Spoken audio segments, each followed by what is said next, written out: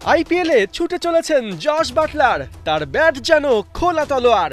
সামনে যেই আসুক একের পর এক 50-তে প্রতিপক্ষকে করছেন নাজেহাল। এবার সিরাজ আর সাই সুদর্শনদের নিয়ে নাচিয়ে ছাড়লেন কোহলিদের। বেঙ্গালুরুর ঘরের মাঠে গুজরাট টেনে দিলেন 8 উইকেটের বড় জয়, তাও আবার 13 বল হাতে রেখে। যদিও এদিন ঘরের মাঠে বেঙ্গালুরুর সঙ্গ দেয়নি ভাগ্য, রজত পাতিদারদের তাই টস হেরে ব্যাটিংয়ে নামতে হলো। কিন্তু শুরুতেই আপসেট, আরশাদ খানের বলে ইনফর্ম বিরাট কোহলি, মাত্র 7 রানে চেকমেট।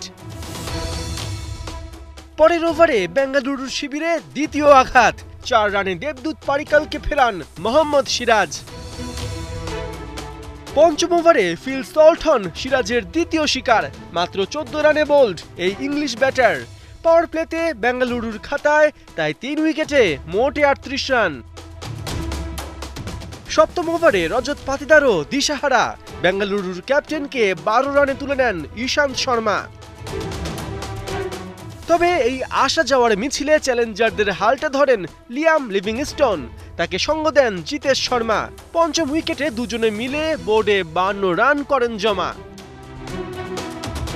জিতেশ 21 বলে 33 রানে ফিরলেও লিভিংস্টোন ছিলেন ঠায় দাঁড়িয়ে। 40 বলে করেন 54 রান, যেখানে এক বাউন্ডারির সাথে 5টা ছক্কা হাঁকান।